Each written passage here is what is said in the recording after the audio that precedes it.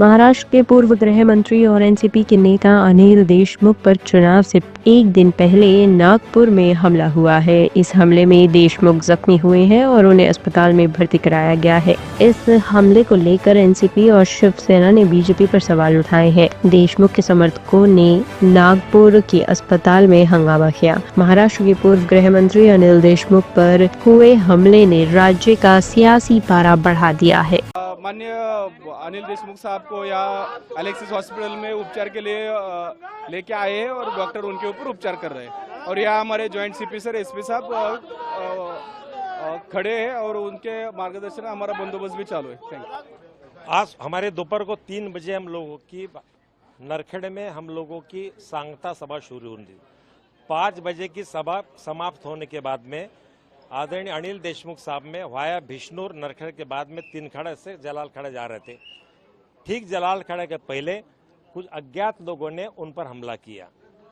इस बात को हम जिम्मेदारी से कहना चाहते कि पिछले 5-6 दिन से हमारे कंस्टिट्यूंसी में एक तरह की चर्चा चल रही थी कि यहाँ पर आदरणीय देवेंद्र जी फडणवीस और चरण सिंह ठाकुर या भारतीय जनता पार्टी के तमाम नेताओं ने पूरी ताकत लगाने के बावजूद भी भारतीय जनता पार्टी पूरी तरह से हारने के कगार पर खड़ी है और हारने के कगार पर खड़े रहने के बाद चुनाव पराभूत होने की मानसिकता के चलते भारतीय जनता पार्टी के गुंडों ने भारतीय जनता पार्टी के वरिष्ठ नेताओं के इशारों पर माननीय अनिल देशमुख साहब पर हमला करने का काम किया है। अनिल देशमुख पर हमला हुआ, इसके पहले भी लगातार जो है हमले हुए, बाबा सिद्दीकी पर हमला हुआ। बात ऐसी है, महाराष्ट्र की कानून व्यवस्था, लॉ एंड ऑर्डर पूरी तरह से खत्म हो गई। इस राज्य में चुनाव में इस प्रकार की भयंकर हिंसा कभी नहीं हुई थी। देवेंद्र फडणवीस विद्यमान गृह मंत्री है, उनके शहर में महाराष्ट्र के पूर्व गृह मंत्री अनिल देशमुख के ऊपर उनको मारने की साजिश, उनकी हत्या करने की साजिश और उनको जिस तरह से हमला किया, आपने देखा उसका वीडियो, पूरा सर टूट गया है, फूट गया है। कौन जिम्मेदार है? चुनाव आयोग के हाथ में पूरे सूत्र रहते हैं ना, तो सबसे पहले चुनाव आयोग जिम्मेदार है जो महाराष्ट्र की हालत खराब हो गई है।